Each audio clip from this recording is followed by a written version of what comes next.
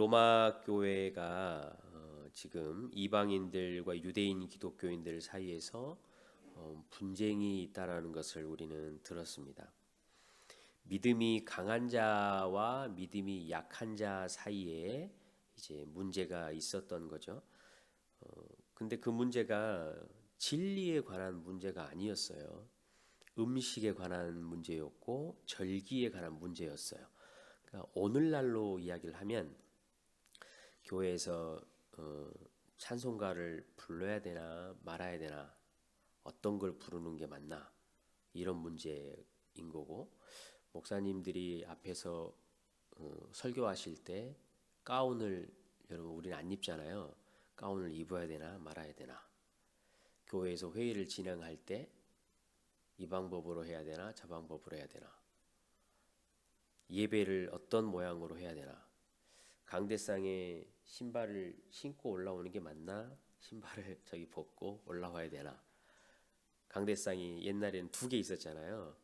그럼 윗강대상을 낮추는 게 맞냐 높이는 게 맞냐, 이런 문제였어요.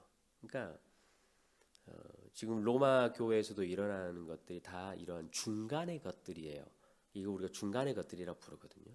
그러니까 진리 문제가 아니에요. 이렇게 해도 되고 저렇게 해도 되는 문제들이에요. 그러니까 이것 때문에 싸움이 일어난 거죠. 그러니까 너무나 가슴 아픈 아이러니예요. 교회가 분란이 생기고 무너지는 것은요, 사실 뭐 진리, 생명, 이런 문제 때문에 무너지는 교회는 거의 없어요. 진리 문제에서는 오히려 똘똘 뭉치는 게 교회잖아요. 그러니까 항상 저는 비본질적인 것 때문에 교회가 항상 시끄러워지는 거예요. 그러니까 바울이 지금 굉장히 깊은 관심을 가지고 있는 것도 바로 이것들이에요.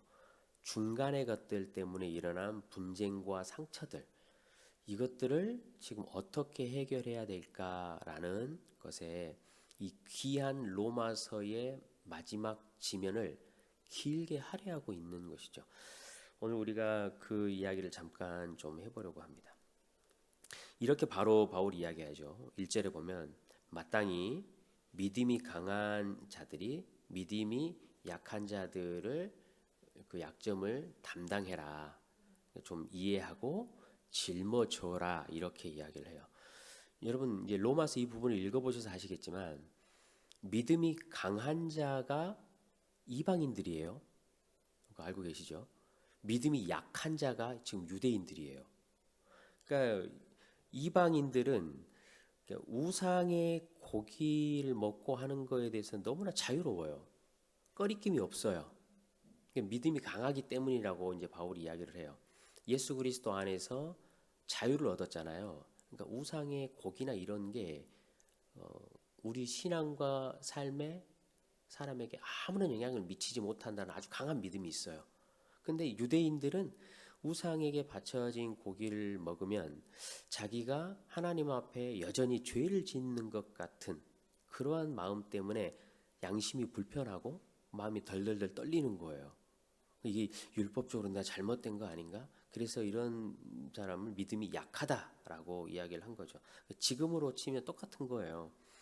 회의를 하는데 교회에서, 과거에도 그런 일이 있었어요. 목사님, 교회에서 하는 회의는 달라야 합니다. 그러니까 안건마다 기도로 시작해서 기도로 끝나야 합니다.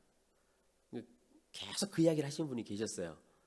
그러니까 네 그러시죠. 그냥 그렇게 하고 안건 하나 시작하기 전에 기도하고 안건 하나 끝나고 기도하고, 그분은 이제 그게 하나님 앞에 바른 회의다, 하나님의 지혜로 하는 것 같다라는 생각을 하셨던 거죠.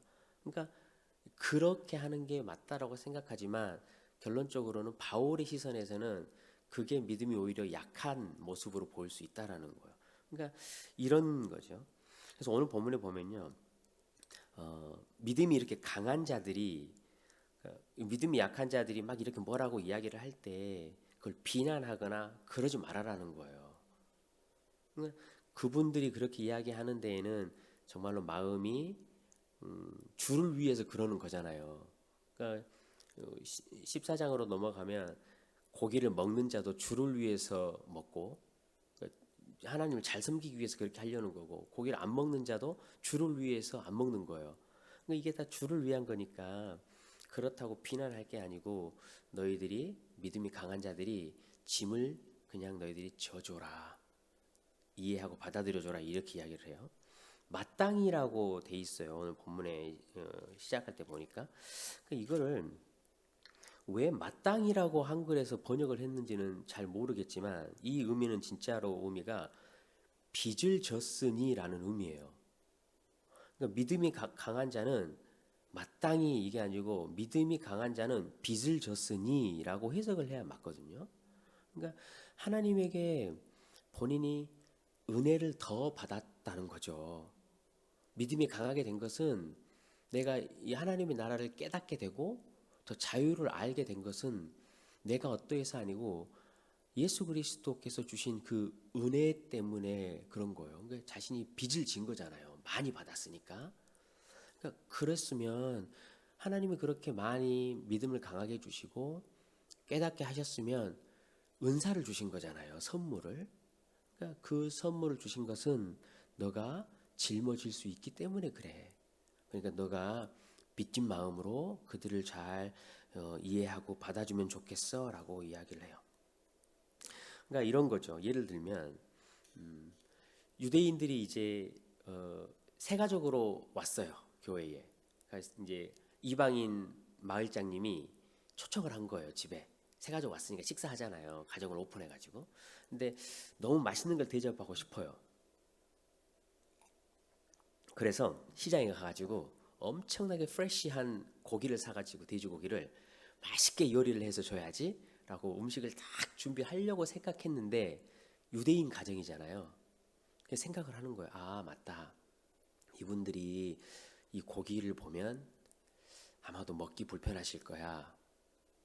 그러니까 내가 정말로 이분들에게 맛있게 먹을 자유도 있고, 내가 환대해 줄 자유도 있고, 이게 내 권리이고 내가 누릴 수 있지만, 아, 유대인 가족, 새가족 이분이 고기 때문에 힘드실 거야. 그러니까 그냥 샐러드, 오늘 저녁은 야채 샐러드로 해가지고 준비해야 되겠다.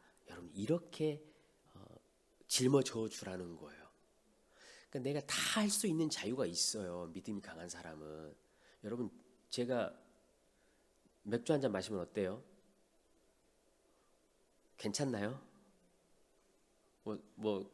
네, 네, 그러시나요? 생각해 보겠습니다.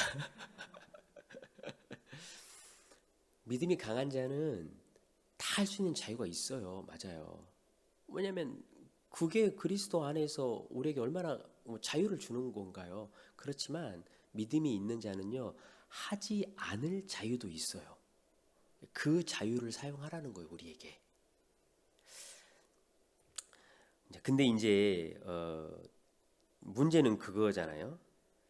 어디까지 그러면은 우리가 그것을 상대편이 막 자꾸 이야기를 할 때 받아주고, 어디까지 인내하고, 매번 건마다 아, 목사님 왜 이것은 이렇게 해요? 이렇게 하면 안 돼요. 왜 이것은 이렇게 해요? 저렇게 해야 되지요? 막 우리 마을장님들한테도 그러실 수 있었을 것 같아요. 아, 마을장님 왜 교회에서 자꾸 목사님이 이런 말 하셔요? 왜 이래요? 저래요? 이런 말 많이 할 수 있을 것 같아요. 어디까지 인내하고 어디까지 좀 맞춰줘야 되냐라는 거예요. 지혜가 정말 필요하겠죠. 그래서 바울이 2절에 우리에게 그 이야기를 해줘요. 우리 같이 한번 읽어볼까요? 2절 읽습니다. 시작.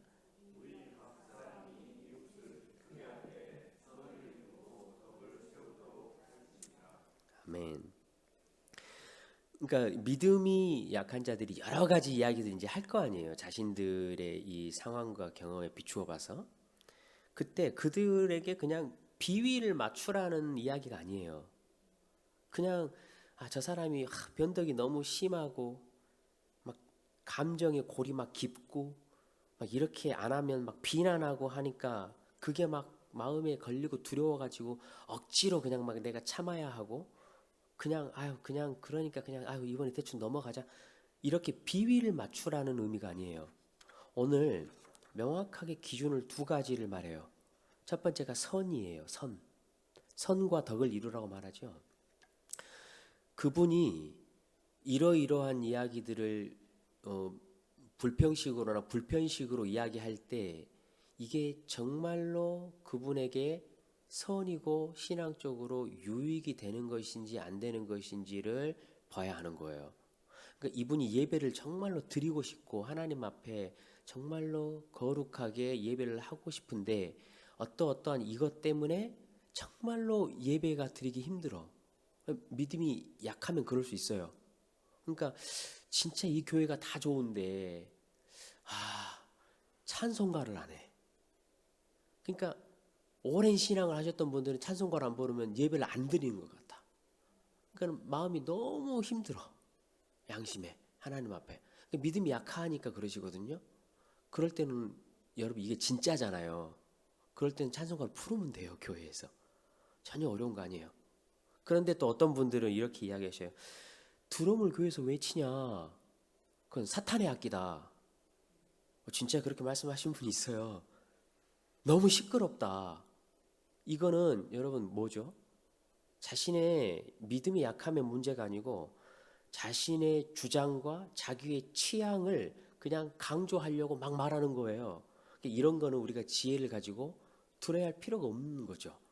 그러니까 이게 선을 이루는 거예요. 교회에서 우리가 가져야 할 기준 자체가 그렇다라는 거예요. 두 번째가 이제 특별히 중요한데 덕을 세우는 거라고 이야기하잖아요. 믿음이 약하신 분들이나 이런 분들이 이렇게 이야기를 할 때 가장 중요한 게 확인해야 될 게 이게 우리 교회의 공동체를 세우는 것이냐, 공동체에 정말로 유익이 되기 위해서 말씀하시는 것이냐, 아니면 공동체에 내 편을 좀 만들려고 이러한 이야기들 하시는 거, 이런 것들을 또 우리가 잘 지혜롭게 분별을 해야 하는 거예요. 덕을 세운다라고 말하는 걸 딱 들어보면 어떤 느낌이세요? 막 이렇게 선비가 공부방에 앉아가지고 막 자기의 인격을 수양하는 것처럼 하는 느낌이 좀 드시잖아요. 덕을 세운다 이렇게 이야기하니까 교회가. 근데 이 덕을 세운다라는 말은 그런 단어 의미가 아니고요. 정확히 집을 짓는다라는 의미예요. 그러니까 교회가 덕을 세운다라는 의미는 다들 가만히 앉아서 수양하고 묵상하는 게 아니고요. 집을 짓는 현장이에요. 흙가루가 날리고 집을 짓기 위해서 옛날에 돌을 다 깨고 먼지가 날리고 나무를 자르고 나무를 운반하고 톱밥이 날리고 소리가 나고 이런 식으로 막 땀이 있는 곳이고 먼지가 있는 곳이고 그런 현장이에요. 그러니까 교회가 덕을 세운다라는 것은 그처럼 땀이 나고 먼지가 나고 애쓰고 고생하는 그런 장면을 우리가 생각을 해야 하는 거예요. 그래서 믿음이 약한 분들이 이런저런 이야기를 할 때 정말로 이것이 함께 집을 짓듯이 교회 공동체를 세워가려고 하는 것이냐 아닌 것이냐를 잘 판단을 하셔야 돼요. 그러니까 덕을 세운다라는 것은 그렇기 때문에 예를 들면 보강 공사를 하는 것과 똑같아요. 교회에 정말로 이러이러한 성도의 부류들이 있어서 그들의 아픔을 메우고 어려움을 돕고 기둥을 바로잡고 이렇게 하는 치열한 땀방울이 흐르는 현장이에요. 과거에 제가 한번 주일학교 때 성탄절 되면 우리 시상식 같은 거 하잖아요. 그 시상식을 교회에서 없앤 적이 있었어요. 그래가지고 왜 그러시죠? 근데 여러분 잘 생각해 보시면 그게 이제 아이들이 이 교회에 오고 신앙생활 하는데 도움이 되기 위해서 이제 시상식을 하는 거잖아요. 그걸 해야 되나요? 말아야 되나요? 어떤 부류는 해야 된다고 막 이렇게 계속 하자 그러고 어떤 부류는 멈추자고 이렇게 이야기하고 그랬었거든요. 그래서 설명을 해드렸어요. 여러분 아이들에게 그 시상식을 하기 위해서 1년 동안 출석 잘하는데 점수 주고 헌금 잘하는데 점수 주고 요절 잘해오는데 점수 주셔가지고 하시잖아요. 우리 여러분 대부분 그렇게 하잖아요. 그런데요, 여러분 아이러니는 뭔지 아세요?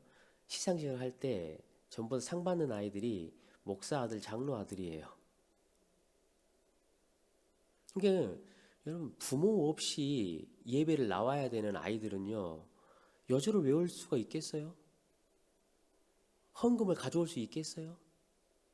출석을 자기가 하고 싶은 대로 마음대로 할 수 있겠어요? 그러니까 이 아이들은 완전히 교회에서 소외되는 거잖아요. 그러니까 공동체를 세우는 일이 아니에요, 그거는. 그러니까 그것을 우리가 고민하고 땀 흘리고 기둥을 세우고 하는 게 여러분 우리 교회가 할 일이에요. 아마도 앞으로 우리 교회도 진리 문제보다는 비본질적인 문제 때문에 흔들릴 거예요. 우리 교회가 여러분 흔들리지 않을 것이라고 생각하지 마세요. 반드시 흔들려요. 그런데 정말로 제가 예언을 하건대 비본질적인 문제 때문에 흔들리고 싸움 나고 분란 생기고 파가 생길 거예요. 여러분 그걸 꼭 기억하십시오. 그럴 때 두 가지. 첫 번째, 약한 자의 그 약점을 믿음이 강하신 분들이 좀 잘 감당해 주셨으면 좋겠어요. 잘 이해해 주고 받아 주셨으면 좋겠어요. 담당해 줘라. 여러분 힘든 일이에요. 그렇지만 이것이 정말로 영광된 일임을 오늘 꼭 기억하셨으면 좋겠어요. 담당하라라는 이 단어가 교회의 이 성경에 진짜 대표적으로 두 군 딱 쓰였어요. 첫 번째는 어디냐면 예수 그리스도께서 십자가를 지시고 골고다 언덕에 올라갈 때 이 단어가 담당하라는 거 똑같은 단어예요. 사도 바울이 고린도 교회에다 편지를 쓰잖아요. 이제 이후로부터는 나를 괴롭게 누구도 나를 괴롭게 하지 말아라. 내 몸에 예수 그리스도의 스티그마, 예수 그리스도의 흔적이 내 몸에 있다. 그래서 내 몸에 예수 그리스도의 흔적을 지니고 있다라고 할 때가 바로 이 담당하다는 단어하고 똑같아요. 그러니까 저와 여러분이 약한 성도들의 짐을 담당하는 것은 예수 그리스도가 십자가를 지시는 것. 사도 바울이 자신이 선교 여행을 복음 전도를 하면서 예수 이름 때문에 몸에 입은 많은 고통과 아픔의 상처들, 그 모습과 여러분 똑같은 거예요. 그러니까 약한 자들의 그것을 담당해 주는 것은 우리 몸에 예수 그리스도의 남은 흔적을 새기는 것과 똑같아요. 예수 그리스도의 남은 고난을 우리에게 채우는 것과 똑같아요. 그것은 너무나 영광된 일이죠. 그걸 꼭 기억해 주시고, 두 번째, 꼭 또 기억해 주실 게 우리 교회는 갤러리가 아니에요. 와가지고 그냥 멋진 갤러리에서 그림을 구경하듯이 하는 교회가 아니에요, 여러분. 우리 교회는 집을 짓는 현장이에요. 땀을 흘리고 짐을 나르고 먼지를 피우고 고생을 하고 서로가 함께 이처럼 집을 지어가는 공사 현장이라는 것을 꼭 기억하시고, 내가 벽돌을 쌓는 자인지 벽돌을 빼는 자인지 그걸 한 번 더 고민하시는 그런 우리 교회가 됐으면 좋겠어요. 내가 세우는 말을 하는 자인지 허물어뜨리는 망치질을 하는 자인지. 예수 그리스도께서 이미 우리의 모퉁이 돌이 되셨어요, 여러분. 우리가 교회를 세워가는 것은요, 우리 스스로 집을 짓는 공사를 하기 이전에 예수 그리스도가 이미 모퉁이 돌로 세워졌음을 기억하시고 그 예수에게 맞춰지면 되는 거예요. 그 예수의 모양에 맞게 끼워지기만 하면 되는 거예요.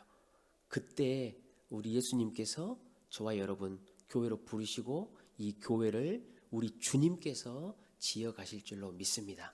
그런 은혜가 우리 교회 안에, 그런 은혜가 우리 또 모든 성도들 가정 안에 있기를 주님의 이름으로 간절히 축원합니다.